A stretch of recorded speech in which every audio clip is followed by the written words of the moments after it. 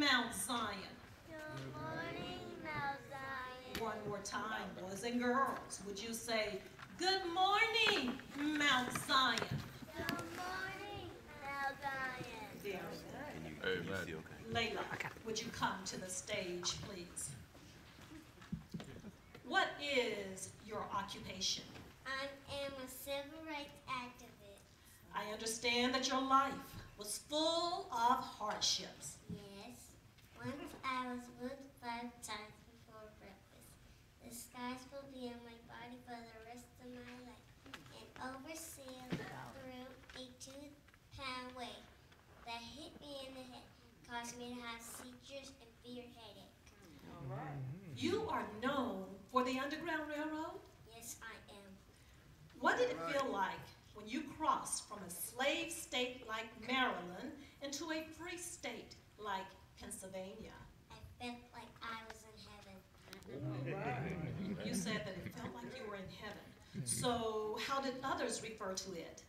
They called it the land of Egypt. You have been called other names. Would you please share with us? I was called Moses. I am the leader of the people. I served as a cook, scout, and spy. I was the first woman to lead the Army Edition during the Civil War that freed 700 slaves in South Carolina. Amen. You were made the official conductor of the Underground Railroad. Exactly what does that mean? We really would like to know. This meant that I knew all of the 3 territory routes and I could safely help people escape from slavery in the South to freedom. And I have some questions. How long did you work as the conductor of the Underground Railroad? About how many people did you rescue? And how many trips did you make? I worked for 10 years. I saved 300 people, and I made 19 trips. Amen. Amen. You know what? What does that mean? I never lost a passenger. And for the record, would you Amen. please tell us your name? I am Harriet Tubman. Amen. Amen. Amen. Amen. Ariel, would you come to the stage, please? Ariel, let's begin with your childhood. Tell us something about it. As a child growing up, I spent a lot of time in my school library reading about science, especially astronomy. So you spent a lot of time at the library reading about science, especially astronomy. Okay, so share with us your educational background. At the age of high school, after 1970, 16. So you graduated from high school at the age of what now? 16. Okay. And where did you attend? What university did you attend? I attended university and I got a bachelor's chemical engineer in African American studies. Impressive. A bachelor's in chemical engineering and African studies. Okay. During medical school, you provided care to people internationally. Please explain your travels to us. I traveled to Cuba, Kenya, and Thailand. I provided medical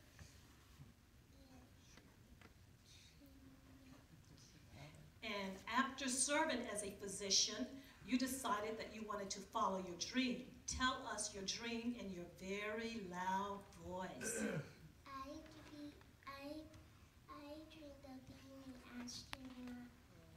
For a long time, I dreamed of being an astronaut. The astronaut training program. Astronaut training program. And what happened on June 4th, 1987? I was the first American woman in the astronaut training program in NASA's history. The first Black American woman in the astronaut training program. How awesome. Yes. And what happened September 12th, 1992? I flew to space with 6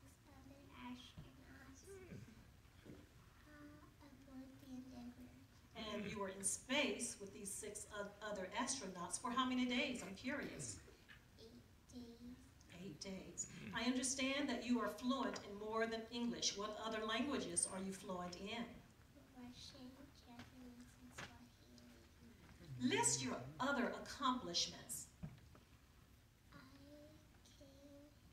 became a chemical engineer, scientist, physician, teacher, and astronaut. You failed to list one other accomplishment. What is that? You are an inspiration to us. Please identify yourself. I'm Dr. May Carey Jensen. Thank you, Dr. May Carey Jensen. Micaiah, come to the stage, please. I understand that you are from a rather large family. I'm the youngest of 20 children. And for the record, tell us where you were born and also where you were raised. I was born and raised in Montgomery County, Mississippi on October 6, 1917. We know that you were an icon during the civil rights era. Would you please explain that to me? So, yes, civil rights is my reason I help to fight. I help to fight racism, injustice, and segregation in the South. Also, I help to get black people to vote. You help black people to vote. But in terms of voting, we understand there was a lot of opposition in encouraging black people to vote. Explain. I was tortured, I was beaten, I was arrested, and saddened. On one occasion, when you and others were riding a bus, this bus was stopped, and later you were arrested, you were jailed, but I would like to know the reason why this bus was stopped. The bus was the wrong color. The bus was the wrong color. Okay. You have worked hard all of your life, haven't you?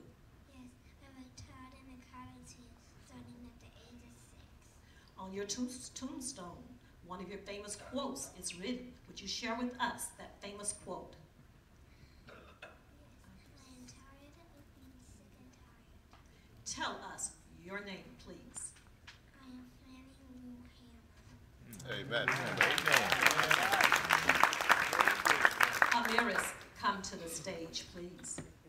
Amiris, all of us are very familiar with Dr. King's famous speech, I Have a Dream, but would you just give us a brief excerpt from that speech?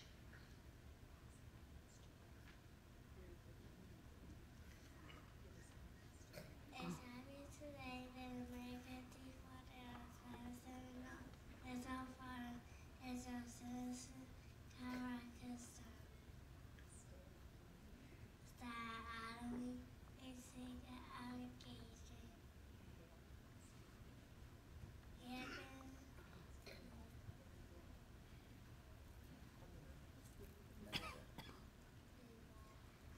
America has given the Negro a what?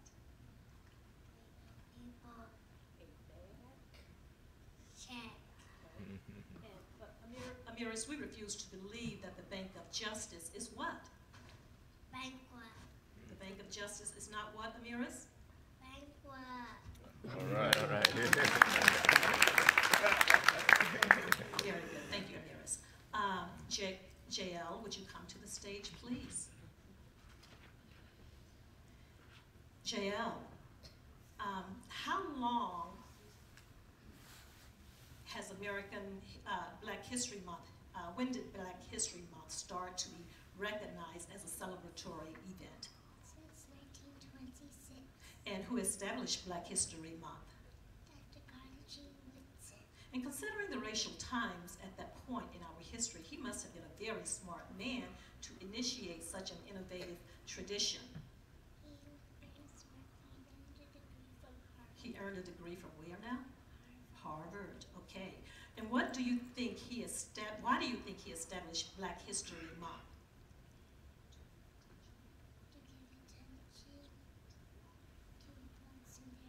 To give attention to blacks and their achievement. You are familiar with the 15th Amendment to the Constitution of the United States? And what does the 15th Amendment, how does it help black people?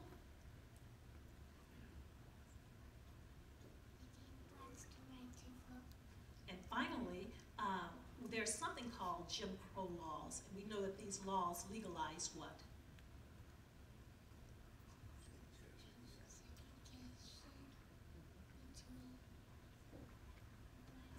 I'm sorry, segregation between whom? Very good. I also understand that sometimes black people had their separate public waiting rooms and restaurants and some other facilities. Do you think that was a really good idea for black people to have their own facilities? Absolutely. Thank you. Alyssa, come to the stage, please.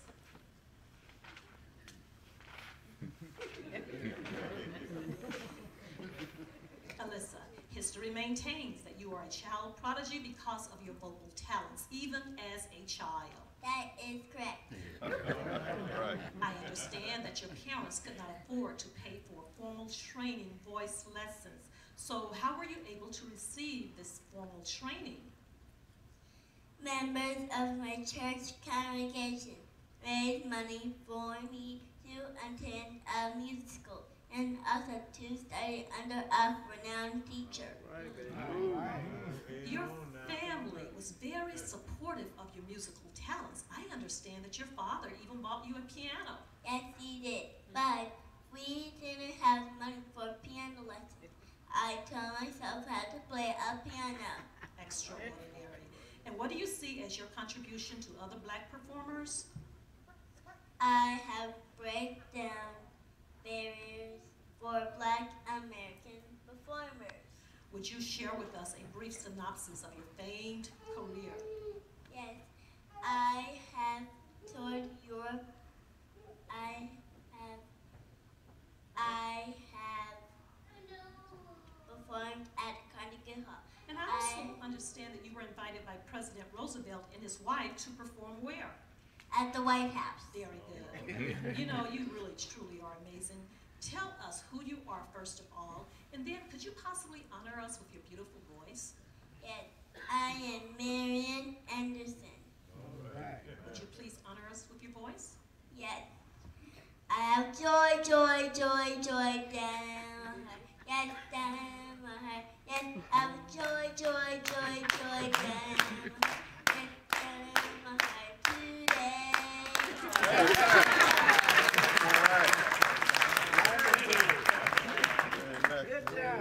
And we will conclude just the first verse of our National Black Anthem. Lift every voice and sing.